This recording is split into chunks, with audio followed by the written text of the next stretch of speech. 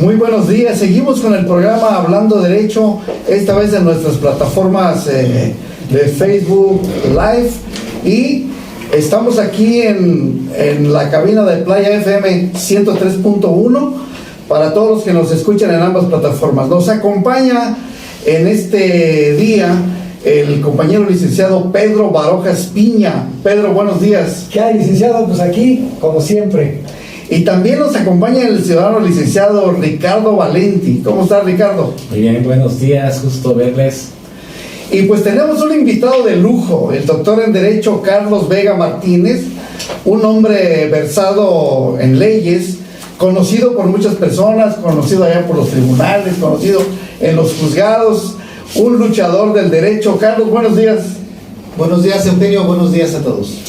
Y la idea de esta entrevista con el doctor en Derecho Carlos Vega Martínez es para hablar de derechos humanos, Carlos. ¿Cómo estamos en derechos humanos en Quintana Roo? Platícanos. Completamente reprobados. No me digas, ¿por qué tanto así? Hay una simulación, siempre ha existido, que la Comisión Estatal de los Derechos Humanos, como órgano autónomo, que es el encargado de vigilar el respeto de los derechos humanos en Quintana Roo, porque cada entidad federativa tiene su comisión estatal, al margen de que exista una comisión nacional, pues si vemos los índices estadísticos, no superamos las 25 recomendaciones anuales. Sin embargo, en el quehacer diario, creo que ustedes como periodistas, como comunicadores sociales, palpan a la sociedad y existe un reclamo social de la falta de respeto al Estado de Derecho, de la falta de respeto a los derechos humanos y sobre todo del abuso de poder.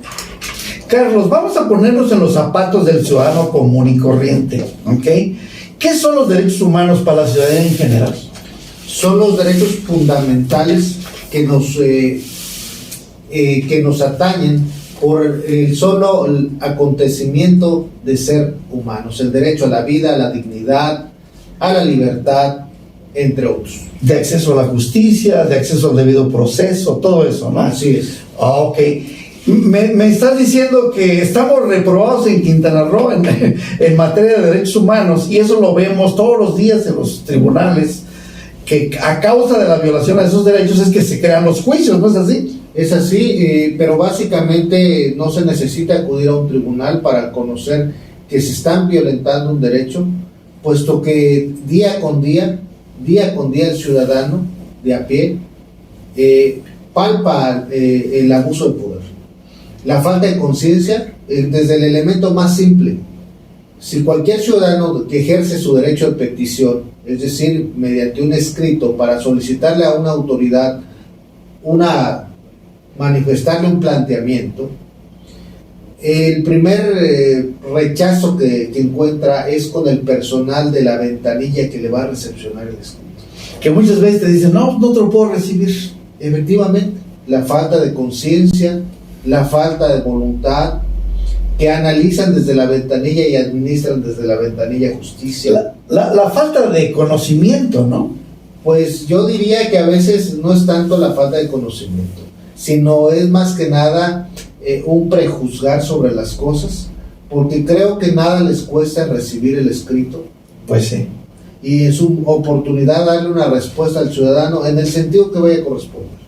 Ahora, aquí estamos hablando del derecho de petición, Carlos. A mí me ha tocado que llego a una ventanilla, presento un escrito, me dice la secretaria, permítame, y se va y se encierra con su jefe.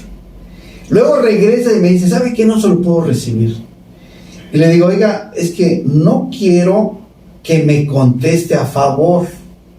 Yo solo quiero que me lo reciba. Me basta con el sello del acuse, ¿no? De recibido. Y me dice, no, pero es que... No, le digo, mira, no me obliga a que traiga yo a los derechos humanos a que me acompañe para entregar el documento.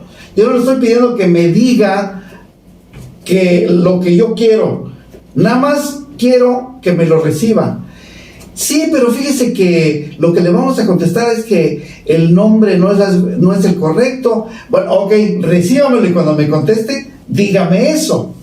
pero póngamelo por escrito, no me lo diga verbalmente. Yo solo quiero que me lo reciba. No sé si te ha pasado a ti, Carlos. Constantemente muchos usuarios, muchas personas que he atendido, las trato de orientar para que en primer orden ejerzan sus derechos y en segundo trato de capacitar, porque no tan solo es exigir a la autoridad, sino también capacitar a la autoridad. Me he involucrado en ese sentido, constantemente soy formador de algunas personas que se vinculan con el derecho, pero voy aquí a un tema aquí puntual. Muchas personas creen, y que eso hay que quitárnoslos de la cabeza, que el nombre del funcionario hace el puesto. Cuando es al revés, el nombramiento de la etiqueta del puesto hace a la persona. Esto quiere decir que si un servidor, Carlos Vega Martínez, hoy ostenta un empleo público, pues voy a seguir siendo Carlos Vega Martínez, nada más que con un traje distinto. Pero cuando en el momento que me retire de la función pública, ese traje quedará colgado para cualquier otra persona que quiera ostentar ese mismo traje, se lo va a tener que poner. En consecuencia, cualquier nombre de cualquier denominación de autoridad será permanente. Las personas son transitorias. Pues de acontecer en un sentido distinto, equivaldría a que toda la documentación que firmó esa persona en el nombramiento de funcionario público quedara sin validez. Claro. O sea, por eso hay que ser puntuales y decirle hoy a través de las redes sociales que cambiemos de criterio, que si vamos a la función pública conozcamos un poquito más de lo que es la función pública. Hoy en día las redes sociales nos permiten capacitarnos porque es una obligación personal, no es una obligación de que si ya me dieron el empleo público tienen que capacitarme. No funciona así. Creo que la evolución y el progreso humano van en el sentido de asumir la responsabilidad de cada quien, que a cada quien nos corresponde. Yo no puedo ostentar el título de abogado si no me pongo a estudiar las leyes. Creo que así me enseñaron en la casa. Creo que es una forma de concientización desde la familia, de decir, si vas a hacer algo es porque ya lo conoces. Si no, ¿para qué le haces a la simulación? Pero eso es la falta de respeto, la falta de conciencia. Son valores mucho más trascendentes que se van desarrollando desde el seno familiar. Yo con qué cara iría con mi señora madre, con mi extinto padre, a decirle que hice tal cosa desfavorable a la sociedad, si ellos me enseñaron a hacer unas situaciones distintas, a respetar a toda la sociedad, a tratar de mejorar a la sociedad. O sea, creo que desde ahí debemos de guardar la debida congruencia entre lo que hacemos y lo que decimos. Doctor, nos parece muy interesante esto que nos está comentando usted sobre las dos personalidades que tenemos como persona, o sea, una como persona y otra como funcionario público, pero que están en una misma persona, o sea, están inmersas en un solo ente. Un funcionario público puede deslindarse de su función pública para atender asuntos de carácter personal. Depende del tipo de empleo, ¿no? Porque hay servidores públicos cuya función pública es de suma relevancia en los municipios, en el estado o en la nación. Pero evidentemente no pueden usar los recursos públicos para sus fines personales. Evidentemente. No tienen que haber guaruras para ir a custodiar a sus hijos. No tienen que haber personal que hasta la energía eléctrica del consumo de su casa sea cargado al gasto público. O sea, creo que debemos de comenzar a exigir, despertar como ciudadanos y poner un límite a todo esto.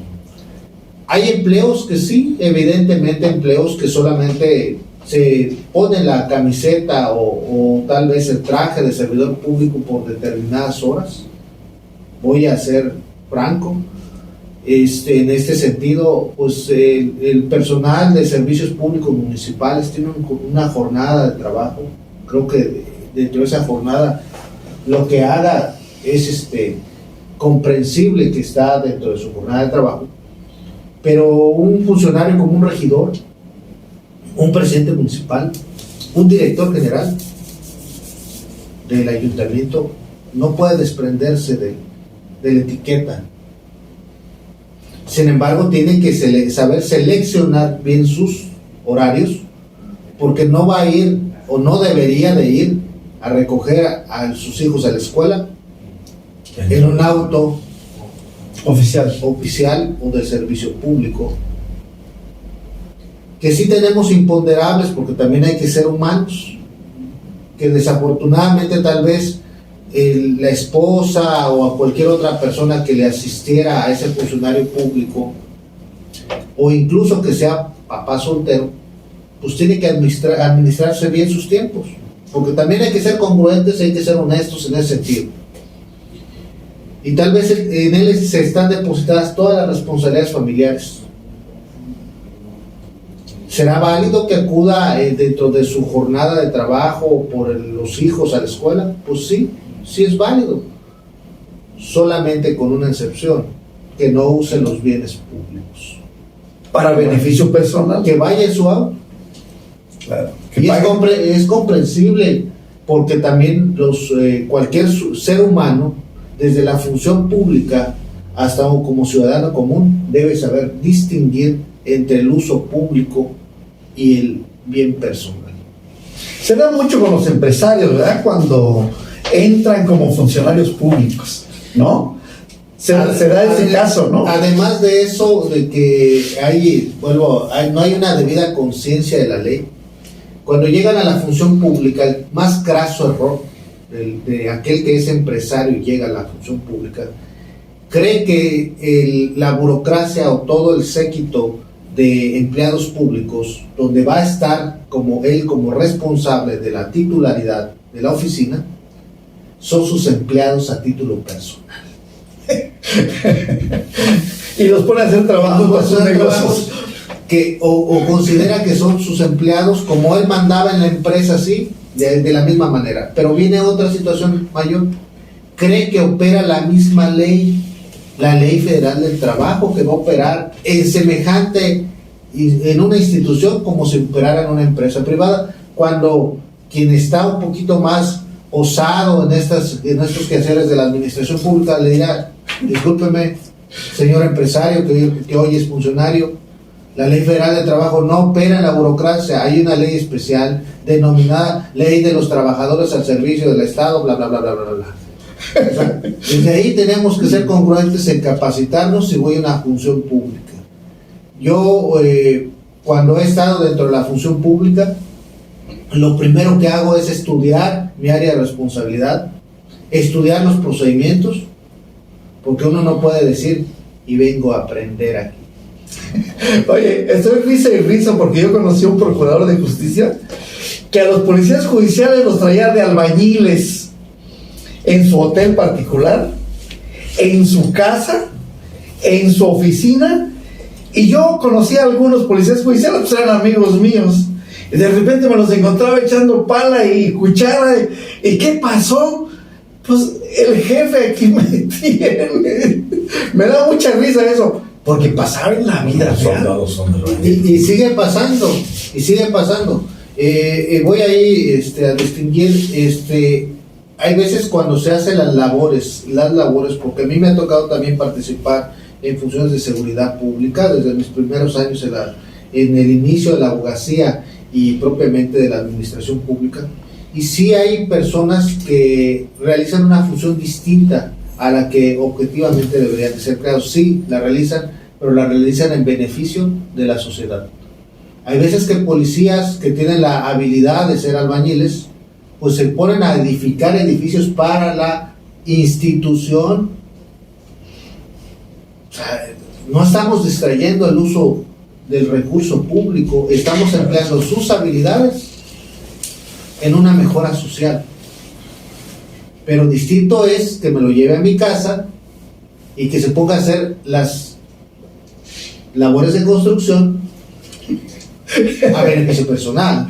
O sea, hay que distinguir, hay que hablar en su justa dimensión las cosas, porque eso ya no debe estar sucediendo. Retomando el tema de derechos humanos, eso atenta contra la dignidad de la persona. Es correcto. Muchos de los funcionarios públicos, por mucho o poco salario que les paguen, pues tienen obligaciones frente a sus seres queridos, llevar el pan todos los días a la casa, y tienen que soportar los tratos humillantes de sus superiores jerárquicos por el salario. Fíjate que ya vi jurisprudencias al respecto. Hay jurisprudencias de la Suprema Corte que impide a los jefes humillar al subordinado. Es nada más cuestión de que se pongan abusados y hagan valer la ley, porque sí hay defensa contra eso. No sé si tú tengas conocimiento también de eso. Así es, ha avanzado mucho la cuestión laboral. Se habla del móvil, que es una figura de hostigamiento. Se habla propiamente del hostigamiento laboral, entre otras figuras que hemos avanzado dentro de la aplicación de los esquemas, pues obviamente anglosajones o americanos, que nos han introducido en el derecho, pues en el derecho que está positivo en México, y hemos progresado. Nos falta mucho por hacer. Tenemos que concientizar a las personas. No está permitido, y creo que es una falta de respeto y de la dignidad de las personas, andar boletinando esas asociaciones civiles, esas asociaciones de directores de recursos humanos, andar boletinando a las personas que fueron despedidas de un empleo y que se atrevieron a desafiar al poder económico, y demandaron en las juntas de conciliación, o demandaron actualmente los tribunales del trabajo, y que crean una lista ahí de difusión, y si lo vuelven a ver este empleado, no le den trabajo. No le den trabajo. Entonces, desde ahí debemos de partir en una conciencia distinta. Es un llamado de atención a esas asociaciones, que no se vale porque no les gustaría que se les haga lo mismo. Claro. Porque también los trabajadores se pueden organizar y decir: tal empresa es una empresa deshonesta, no vayan a trabajar ahí. Maltratan al personal, lo explotan. O sea, pudiéramos revertir las cosas. Sin embargo, creo que debemos de tomar la suma conciencia para que no hagamos lo que no queremos que nos hagan. Carlos, antes se decía que la policía judicial era la principal violadora de derechos humanos, y luego que la policía municipal, y etcétera, etcétera. En tu apreciación, en tu punto de vista, actualmente en Quintana Roo, ¿quiénes son los mayores violadores de derechos humanos en la actualidad? Propiamente se ha señalado en cerca de, vamos a hablar de valores estadísticos, más del 30% de las recomendaciones que existen en materia de derechos humanos son relativas a la Fiscalía General del Estado. Hay otro segmento que estamos hablando de las instituciones de seguridad, como seguridad pública municipal o estatal. Sin embargo, también este es un llamado de atención a la ciudadanía. Por favor, no nos pongamos al tú por tú con los policías. La muerte desafortunada de ciertas personas en Tulum y en otras localidades de Quintana Roo es porque las personas no quieren cumplir las instrucciones policiales, porque también el policía debe velar por su propia seguridad. No sabe si la persona que está deteniendo porta un arma y puede lesionarla, pero arriesgamos hasta la vida por una no detención. Es decir, nos ponemos a la fuerza con la policía, y ahí vienen los eventos catastróficos, porque el policía está entrenado para usar la fuerza. Así es.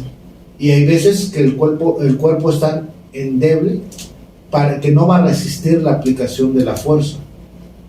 En consecuencia, pues vienen los eventos del fallecimiento de personas, pero son personas que se resistieron absolutamente al arresto, cuando el asunto pudiera ser aclarado en el juez cívico municipal, y no pasaría más que de 1 o 2 horas de una detención, una libertad inmediata por parte del juez cívico municipal y con todos sus antecedentes tener los elementos suficientes para una acusación formal de un abuso de poder.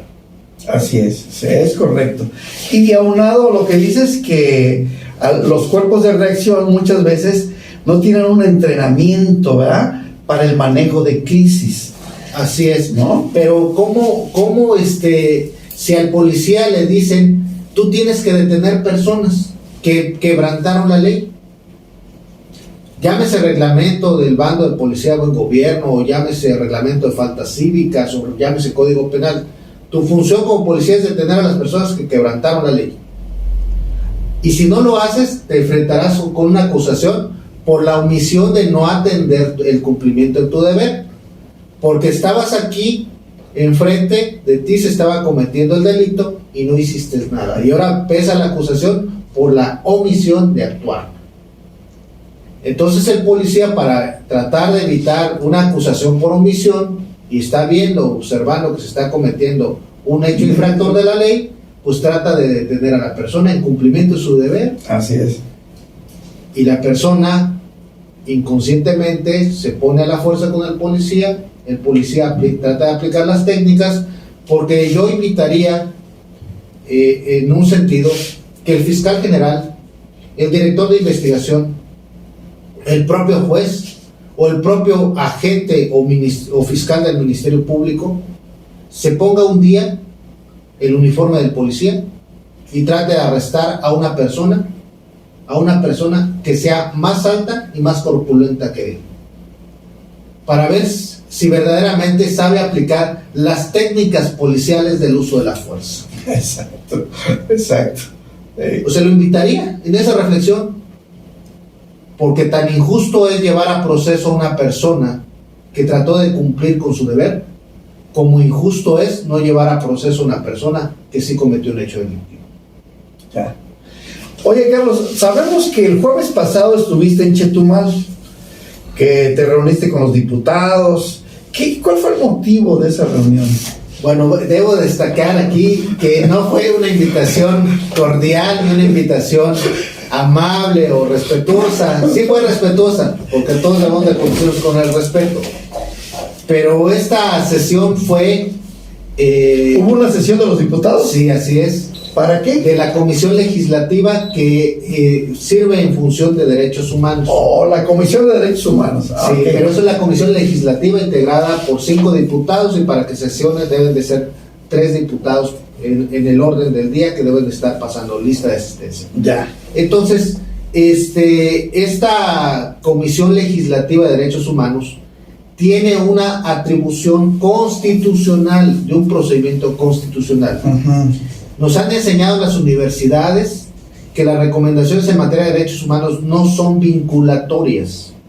Okay. Y eso nos dicen, que cuando llega una recomendación emitida por la Comisión de Derechos Humanos, pues la autoridad se va a reír, porque es una recomendación, no es una sentencia. Ajá. En consecuencia, esa recomendación, para que tenga el carácter de vinculatoria, es que la autoridad señalada como responsable hubiese incumplido con los temas de la recomendación, okay, o hubiese rechazado la recomendación. Para eso tiene un término, para rechazarla o bien para cumplirla. Okay. Y si no hizo, si hizo en su caso el rechazo o no cumplió con la recomendación, ahora sí viene el tema vinculatorio. Oh, ya. El tema vinculatorio es que esa recomendación pasa a la Comisión Legislativa en materia de derechos humanos, y son los diputados quienes tienen la facultad de llamar a cuentas a la autoridad responsable para decirle que justifique su incumplimiento o su rechazo a la recomendación. Y la propia Comisión Legislativa tendrá que hacer un análisis jurídico para que se determine si está justificado el incumplimiento, justificado el rechazo, o si no está justificado el incumplimiento, o si no está justificado el rechazo, se les abra una carpeta de investigación por el delito de desobediencia, o en su defecto se les instaura un procedimiento administrativo de responsabilidad. Esa es la fase constitucional. Okay. No se ha comprendido todavía. No se ha comprendido porque del diálogo con los diputados todavía quieren crear otras comisiones cuando son ellos los que tienen la facultad. Claro. Pero al margen de eso, la invitación o la cita fue arrancada mediante un juicio de amparo. Fue a la fuerza. Fue a la fuerza, tuvieron que sesionar porque les ganamos. Un servidor es la persona que planeó, que asesoró, que representó, que llevó a tribunales a la víctima para obligar a los diputados a que sesionaran. Pero ese no es la primera sesión, son 3 juicios de amparo que les he ganado, 3 veces han sesionado para esta materia. Todavía no comprenden el grado de responsabilidad que tienen los diputados o la atribución para exigir a cuentas al fiscal general, porque todos tienen que ver con materia de la Fiscalía General del Estado y sobre todo con violencia de género en contra. ¿Cuál fue el acto de autoridad? Fue la omisión del fiscal del Ministerio Público de iniciar la carpeta de investigación por el delito de violencia familiar. Una mujer fue agredida en su centro de trabajo y lesionada en su centro de trabajo, y también sus aparatos que le sirven y son útiles para el desarrollo de su actividad le fueron dañados por su expareja. No quiso la gente del Ministerio Público iniciar la carpeta de investigación, eso motivó la recomendación, se le dio un término perentorio a la Fiscalía para que cumpliera con el objeto de la recomendación, no cumplió y nos fuimos al juicio constitucional, el juicio de amparo. Le ganamos al Congreso, estuvo obligado a sesionar, sesionó este 10 de marzo y ahí cara a cara encaramos a la Fiscalía General del Estado para decirle por qué no cumple con su deber en materia de respetar la ley. ¿Acudió la autoridad demandada? La representación de la autoridad demandada, la vicefiscal en materia de derechos humanos, vinculación ciudadana y jurídico, la directora de derechos humanos de la Fiscalía General del Estado y el coordinador general de asesores del fiscal general. Ya. ¿Y qué avance hubo ahí en la sesión, en esa reunión que tuviste el jueves? Pues hoy sí me llamó la atención en esta ocasión que el diputado, porque hay que decirlo puntualmente, el diputado Roberto Orales Jiménez se comprometió a hacer un análisis mayor. Espero que se acompañe de asesores jurídicos perfectamente capacitados. Mencionó que va a revisar a fondo para analizar la procedencia de un juicio político en contra del fiscal general del Estado. Por incumplimiento a una recomendación y por desacato a una sentencia de amparo. Así es, entonces estamos caminando en un rumbo específico, todavía es un esquema jurídico que muy pocas personas lo conocen, un esquema jurídico que estamos avanzando, que estamos iniciando estos procesos, porque debo señalar que somos la única entidad federativa que ha llegado hasta ese límite en materia de cumplimiento de recomendaciones de derechos humanos. Esto quiere decir que estoy dejando los antecedentes históricos en la legislatura. Los precedentes. Mi nombre queda grabado en las actas de las sesiones de la legislatura del Estado, pero también debo señalar que todo esto me ha motivado para concursar y ser uno de los 12 participantes que estamos en el proceso de selección para la presidencia de la Comisión Estatal de los Derechos Humanos. O sea, se vence el término del actual ombudsman. Ya se venció el 25 de enero del año 2022. Ahorita se nombró un interino, fue el primer visitador general, quien está asumiendo la posición de funciones de presidente de la Comisión Estatal de los Derechos Humanos por un periodo de 90 días, mientras dura el proceso de selección del siguiente ombudsperson. Espero que con estas acciones que estoy realizando en favor de los derechos humanos, en favor de vigilar el cumplimiento de los derechos de las mujeres, en función de proteger siempre a los grupos más vulnerables, sea un punto de referencia para efecto de que sea congraciado por los diputados de la 16ª legislatura y pueda ser nombrado o designado como titular de la Comisión de los Derechos Humanos en el Estado de Quintana Roo y avanzar en un sentido distinto para poder hacer valer el respeto a los derechos humanos en Quintana Roo. Por eso digo que hay una simulación y voy a hacer de nueva cuenta retomar el tema. El poder público se colude con otras instituciones y una de las instituciones con la que logró persuadir fue la Comisión Estatal de los Derechos Humanos. El partido en el poder, el partido político en el poder, pues obviamente usa de fuente de empleo para sus afiliados a la institución de la Comisión de los Derechos Humanos. En consecuencia, la Comisión Estatal de los Derechos Humanos emitirá pocas recomendaciones porque serán el señalamiento del titular del poder público. ¿Cuál es el procedimiento, Carlos, para elegir al ombudsman? ¿Cómo se elige? Anteriormente, hace más de 8 años, porque la Comisión Estatal de los Derechos Humanos tiene más de 25 años de su creación. Anteriormente era por designación del Ejecutivo del Estado. Tú vas a ser el comisionado en materia de derechos humanos. Vámonos rápido. Y lo investían con un solo señalamiento. Posteriormente se modificó la ley en Quintana Roo y hoy las asociaciones civiles son las que tienen la facultad de formular a las personas o proponerlas a las personas. Esto quiere decir que las asociaciones civiles o la sociedad civil organizada puede proponer. Se abrió la convocatoria a partir de mediados del mes de enero y le permitieron a las asociaciones civiles con ciertos requisitos formular postulaciones. Un servidor fue posicionado o propuesto por dos asociaciones, el Colegio de Abogados Andrés Quintana Roo y la Asociación Civil Acacia para el Conocimiento, así como por un sindicato, que es el Sindicato de los Trabajadores de la Industria del Comercio y del Transporte, por sus siglas COR. Son los que me propusieron, así como llegó un servidor propuesto, llegaron 13 personas más. 13.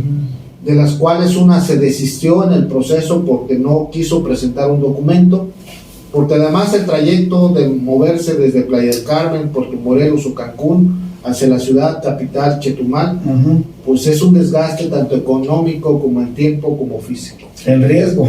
Entonces, prácticamente me he dedicado a hacer maravillas en este tiempo, en atender mis litigios, acudir a las diversas sesiones del Congreso del Estado a presentar documentación, y cumplimos.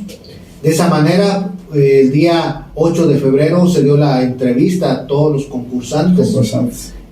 Fuimos 12 concursantes admitidos, dentro de los cuales está compitiendo una senadora suplente y una diputada que era la encargada de la presidencia de la Comisión Legislativa de Derechos Humanos y que hoy pidió permiso de esa Comisión Legislativa, pidió licencia para concursar. Dices, tan grande es el pastel que quieres ya del otro lado, ¿no? O sea, desde ese tamaño, ¿no? O la ambición, o no sé qué pudiera concebirse ahí, porque ella, como presidenta de esa Comisión Legislativa, era la encargada de iniciar los procedimientos constitucionales de exigir el cumplimiento de las recomendaciones en materia de derechos humanos, y tiene más de un rezago de 100 recomendaciones incumplidas ahí en su... Entonces, ¿cómo te atreves a tratar de competir para exigir el respeto de los derechos humanos si ni siquiera cumples con tu actividad? Claro. Entonces, se dieron las entrevistas, se tenía que sesionar el Congreso el día 16 de febrero para seleccionar o nombrar al presidente o presidenta de la Comisión Estatal de los Derechos Humanos. Sin embargo, no bajó del orden del día ese punto y lo ha pospuesto. No sabemos si va a ser por la eternidad o hasta que logren un consenso político. Pero yo sí quiero aprovechar las redes sociales para hacer un llamado de atención a los diputados. Necesitamos la designación del presidente o presidenta de la Comisión de los Derechos Humanos. Necesitamos trabajar para poder establecer el respeto a los derechos humanos, pero necesitamos un ciudadano o una ciudadana que no tenga nada que ver con los partidos políticos, porque la Comisión de los Derechos Humanos es el contrapeso al ejercicio del poder público. Oye, Carlos, entonces estoy entendiendo que quienes van a decidir son las asociaciones civiles y luego lo va a validar el Congreso. Las asociaciones civiles ya cumplieron con su función De proponer. Ok. ¿Quién elige ahora? Ahora son los diputados que por un consenso de las 2/3 partes del total de los diputados son los que elegirán. Es decir, se necesita por lo menos 14 votos a favor del total de los 25 diputados que existen en el Congreso.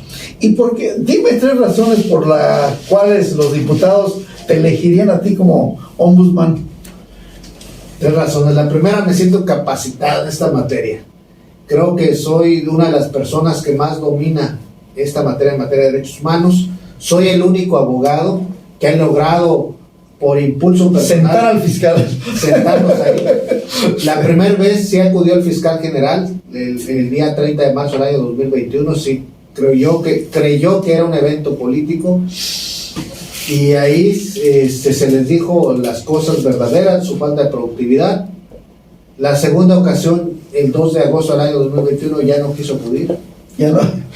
La tercera ocasión tampoco quiso acudir. Creo que estoy dejando el precedente de que soy la persona que exige el respeto a los derechos humanos. Entonces, como segunda atribución, me considero que soy la persona que cuenta con las aptitudes y actitudes, es decir, mi perfil, que siempre he buscado el beneficio social, me puede validar para demostrar que por los hechos soy la persona idónea. Y en tercera circunstancia, porque considero que puedo ser la persona que puede impulsar con diversas estrategias que la Comisión Estatal de los Derechos Humanos sea un organismo más activo, que no sea el elefante aletargado, que sea un organismo más activo, que pueda darle cobertura a todo el estado de Quintana Roo y que pueda verdaderamente ser un ícono Quintana Roo en el reflejo al respeto a los derechos humanos. Cambiar, o sea, tú serías quien cambiaría la percepción que tenemos nosotros, la mayoría de los ciudadanos, de lo que es derechos humanos. En una entrevista que tuvimos aquí con una licenciada que tiene una asociación, yo le hice esa pregunta, pero es que los derechos humanos aquí Ni fu ni fa. no hay nada, ¿no? Entonces, pues yo creo que eres la persona idónea para este puesto. ¿Cuánto tiempo, cuántos años tarda este Proceso. No, El nombramiento es solamente por una ocasión de 4 años, no puede ser ratificado, es decir, no se puede prolongar. En caso de ser designado, solamente la vigencia del nombramiento es de 4 años, y puede ser removido también la persona, porque hoy estamos en las decisiones políticas de que no dé el ancho, pues tiene que ser removido, ¿verdad? Entonces, en ese sentido también puede ser removido el ombudsperson por el juicio político o cualquier otro procedimiento. Son 4 años, creo que es un tiempo suficiente para dejar, por lo menos, como dicen por ahí, las bases de una dinámica de lo que no se ha hecho, lo que se puede hacer con el uso de las tecnologías. Exacto, nos quedan 6 minutos. ¿Alguna pregunta, jóvenes abogados? Algo relevante que se nos haya escapado, doctor Carlos Vega Martínez. Solamente poder decir que esta es la oportunidad de empoderar a la sociedad, de establecer que los ciudadanos tenemos la oportunidad de poder establecer a una persona que representa a la ciudadanía y que pueda ser la persona con la referencia moral y ética para hacer el contrapeso del ejercicio del poder público abusivo. Porque también hay que destacar que hay servidores públicos que verdaderamente tienen bien puesta la camiseta y son personas destacadas en cualquiera de sus ámbitos, familiar, social o dentro de la función pública. Hay muchos servidores públicos. Yo en particular he estado durante el ejercicio de la función pública más de 14 años. He observado que algunas personas sí se ponen la camiseta y otros cuantos nada más van a pasar lista. Antes del 2018, cuando fue electo el actual presidente, el aparato judicial, el aparato del Ejecutivo y el aparato del Legislativo eran cárteles, podemos llamarles así, cárteles que hacían lo que les daba la gana. Tenemos ahí la muerte de los 43 Ayotzinapa. Tenemos esa manera de ejercer el poder sin miedo a las consecuencias. ¿Crees que si te nombran a ti como ombudsman, crees que pudieras ayudar a mejorar esto? Sí, voy a ser puntual en este sentido. Hay cuestiones nacionales y hay cuestiones locales. Lo que le compete al ombudsperson estatales son las cuestiones del estado de Quintana Roo y sus municipios. En ese sentido, ¿quién no, que de los que están en la mesa, ha llevado un litigio? ¿Quién no se ha quejado de la tardanza del órgano jurisdiccional o de los juzgados? La ley les dice 3 días para acordar y se avientan 2 meses. La ley les dice tienes 15 días para resolver o emitir la sentencia y nos esperamos 3 años. Tienes 15 días para señalar la fecha de la audiencia para el desahogo de pruebas y se avientan 6 meses. Y así también en otros temas, como lo era en su oportunidad las juntas de conciliación y como en su oportunidad también otras dependencias públicas. Entonces, el respeto a los derechos humanos, si verdaderamente se centra la decisión de que la comisión sea representada por un servidor, pues lo primero que partiríamos es en la negociación, el diálogo constructivo con las diversas entes de la función pública de administrar justicia para que acorten los tiempos y los plazos. A nadie ni a ningún ciudadano le gustaría que su asunto sea resuelto dentro de 5 años, ¿verdad? Claro, no es justicia. Claro. Quisiéramos que sus asuntos se resolvieran en el menor tiempo posible. Es decir, al margen de que las personas tengan sus medios de defensa para impugnar o no impugnar. Pero lo que sí debe quedar claro que la función pública debe respetar la ley, porque es la única circunstancia de poder establecer el Estado de Derecho. Perfecto, pues en el minuto y medio que nos queda, quiero agradecer la amable atención de nuestro auditorio, a todas las amas de casa, a todos los señores, a todos los servidores públicos que están escuchando la transmisión y que van a ver en redes sociales esta entrevista. A Pedro, muchas gracias Pedro, a Ricardo, muchas gracias, y agradecer a Carlos Vega Martínez su presencia, deseando que gane, porque con el apoyo de las AC, de las asociaciones civiles, va a poder apoyarse para cumplir con la tarea. Muchas gracias a todos, nos vemos el próximo sábado. Gracias, licenciado. Saludos a todos. Hasta luego.